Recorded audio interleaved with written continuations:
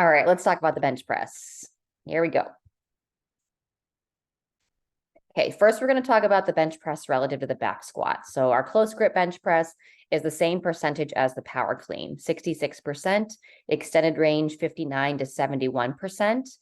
Looking at Q4 of this year relative to quarter 3 of this year, 50 results in this quarter 4, and then 39 from quarter 3. Within that, we had upper body.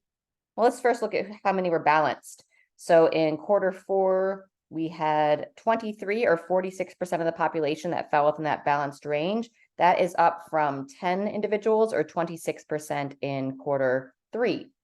So that's fantastic to see more people coming into range of that push-pull ratios. From that, we had 42% or 21 individuals that were dominant in upper body strength. And that is down slightly from quarter 3 when we had 18 individuals or 47% of the population showing dominance in upper body versus lower body strength. And then we had 12% of the population on quarter 4 that was lower body dominant, and that's down from 11 individuals or 28% showing lower body dominant from quarter 3. So more people coming into range relative of back squat versus bench press. And then we look at just the bench press by itself with the accessory exercises. So essentially looking at like a pushing strength with the bench press relative to pulling accessory movements for that scapula or your shoulder blade stability. And I was really pleased to see these results. So if we look at like yellow to yellow, quarter 4, we had 83 individuals that had all these results. Quarter 3, we had 95. So a slightly smaller population. Dominant is, we're looking for 8 reps. 8 reps at 10% of your close grip bench press for all 3 movements.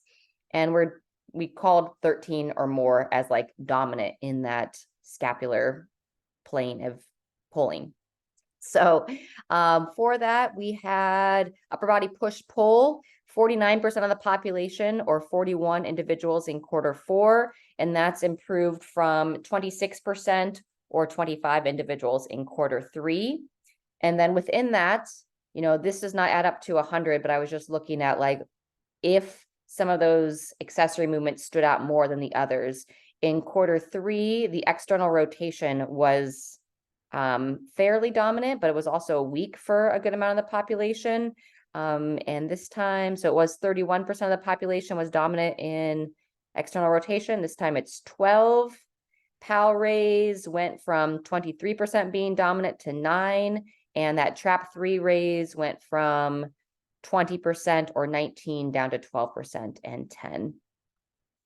Looking at the single arm discrepancy, we looked at this for the first time last quarter. So seeing it as more than 3 being like a discrepancy of left to right. So within that, there were 4 individuals that were deficit one side versus the other with pal raise, 9 with the external rotation or 10% of the population, and 3 with the trap 3 raise.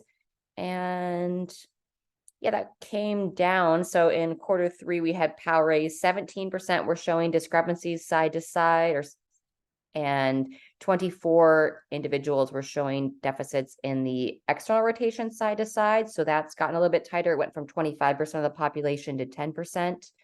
And then the trap 3 has been very similar, 4% to 5%. So not a big change there. If you are someone who is weaker on one side of the body versus the other, my recommendation for that is to always start on the side that you're trying to gain more strength in, then do your stronger side, and then come back and do like half the number of reps on the side that you're looking to gain strength in, so that you get a little bit more exposure to that movement on the side that has more area of opportunity. Okay. And then this was the first time that I just looked at the individual movements to see like if there was like a trend in the accessory motion for power raise, external rotation, or trap 3. So looking to see if anyone had less than 5 reps. There were 13 individuals in both the power raise and the external rotation that had less than 5 reps, and then 8 individuals with the trap 3 that could do less than 5 at the percentage. Again, that's not going to equal 100 because some people fell within balanced range, and I didn't include that in the results. And this is just, once again, if you are someone who knows that you need to improve, let's say, for example, in the trap 3, and you know you're strong in the external rotation, then if external rotation is part of the programming or part of the cash out programming, look to sub in the movement that you need to improve on. Take personal responsibility for your fitness in the times that it makes sense.